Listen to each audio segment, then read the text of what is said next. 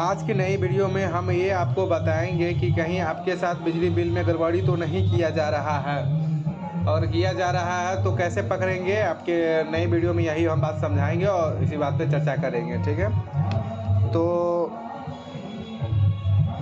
सबसे पहले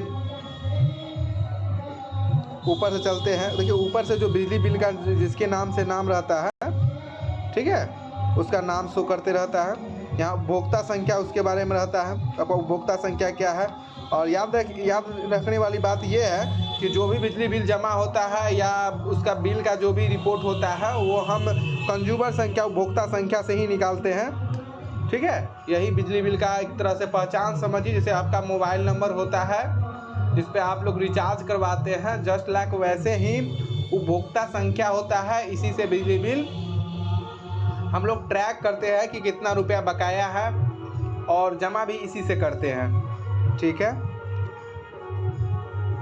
देखिए यहाँ पे ये जो प्रशाखा लिखा हुआ है, ठीक है, इसमें ये देखा जाता है कि आपका राशि कितना है और कौन सा डेट में आप कब देंगे तो आपको कितना रुपया लगेगा, इसके बारे में जिक्र रहता है। देखिए, अलग अलग डेट में अलग अलग राशि भी है।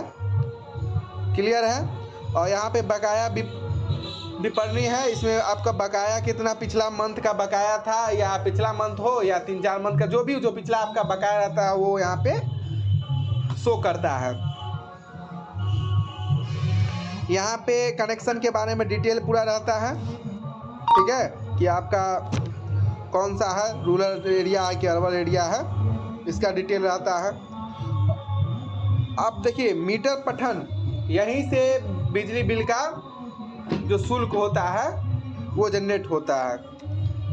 देखिए, बिजली बिल जनरेट कैसे होता है।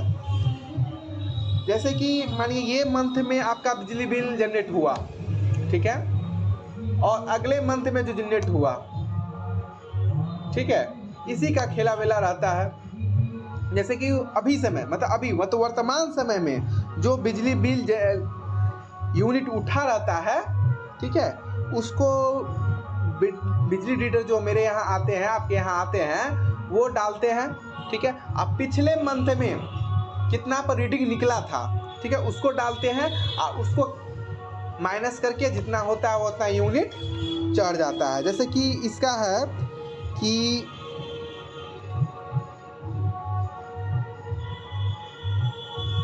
2/11/2023 से 3 अक्टूबर 2023, मतलब 3 अक्टूबर 2023 से लेकर 2/11/2023 तक का कितना यूनिट उठा उसके बारे में से। जैसे कि 3 अक्टूबर 2023, ठीक है, वो था, यहाँ पे चलते हैं। देखिए, यहाँ पे 3 अक्टूबर 2023 को था जो यूनिट था 835, ठीक है। और वर्तमान माह देखिए, वहाँ ऊपर में लिखा हुआ है, देखिए वहाँ वर्तमान माह में उठा 923, ठीक है, 923 निकला। तो 923 में से 835 को माइनस करके जो अंतर हुआ वो यहाँ पे अंतर में लिख दिया गया, ठीक है, उतना यूनिट उठा। क्लियर है। अब चलते हैं यहाँ पे वर्तमान बिल कैसे जनरेट कर रहा है, इसके बारे में हम पूरा विस्तार से अच्छा से समझने की कोशिश करेंगे। ठीक है, देखिए, ऊर्जा शुल्क मतलब कि आपका टोटल बिजली बिल उठा, यूनिट उठा इतना 698 रुपया का बिजली बिल उठा। क्लियर है। उसके बाद ये विलंब शुल्क हो गया, डिमांड चार्ज हो गया, ठीक है, ये सब चार्ज मिनिमम रहता है, बहुत होगा 50-40 रुपया, 30 रुपया, 12 रुपया, 15 रुपया, ऐसे रहता है। ठीक है, ये नॉर्मल चार्ज है, ये सबको लगता है। ठीक है, यही 3 कैलकुलेट करके मेरा बिजली बिल जितना का होता है वो निकलता है, और उसमें बिहार सरकार अनुदान देती है। ठीक है, अनुदान देने के बाद जो राशि बच जाता है वही उस मंथ का बिजली बिल होता है।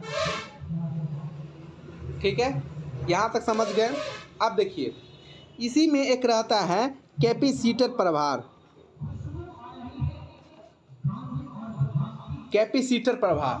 ये देखिए, बिजली बिल्स का आधा है सीधा, आपको हम दिखाने की कोशिश करेंगे। बिजली बिल देखिए ₹698 था, और उसका समझिए आधा ही ना हुआ, आधा से थोड़ा मोड़ा कम हुआ। ठीक है, ये जो होता है ये एक तरह से आपको समझिए जुर्माना, ये एक तरह से फाइन के रूप में समझिए तो ये होता है। अब क्या चीज़ का फाइन होता है इसको बारे में हम समझने की कोशिश करेंगे। देखिए मीटर को जब उसमें एक स्विच रहता है, मीटर मेरे पास अभी नहीं, हमने बता देते हैं हम, मीटर बाहर लगी हुई है।